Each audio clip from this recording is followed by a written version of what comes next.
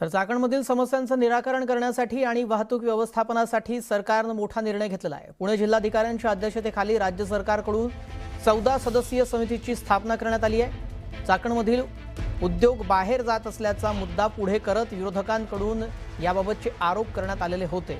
मुख्यमंत्री देवेंद्र फडणवीसांच्या आदेशानंतर पुणे जिल्हाधिकारी, पिंपरी चिंचवड पोलीस आयुक्तांसह प्रमुख शासकीय अधिकाऱ्यांची समिती प्रश्न सोडवण्यासाठी काम करणार आहे। समस्यांचं निराकरण, नियोजन, मंजुरी आणि अंमलबजावणी या सर्व समस्यांच्या निराकरणासाठी समितीला 10 महिन्यांचा कालावधी देण्यात आला आहे।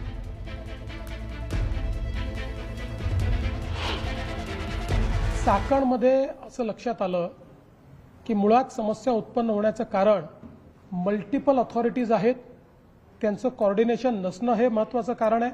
आणि म्हणून आता जिल्हाधिकाऱ्यांच्या अंतर्गत एक कोऑर्डिनेशनची कमिटी केली आहे, वेगवेगळे डिपार्टमेंट्स त्याच्या अंतर्गत दिले आहे आणि त्याला आम्ही एक लक्ष दिलेलं आहे की त्यांनी संपूर्ण प्लॅन तयार करायचा, रिसोर्सेस उपलब्ध आहेत त्याचा वापर करून या ठिकाणी सगळं इन्फ्रास्ट्रक्चर डेफिसिट दूर करायचं आणि ज्या अपेक्षा उद्योजकांच्या आहेत त्या कमीत कमी वेळात पूर्ण करायच्या याकरता ही कमिटी केली आहे।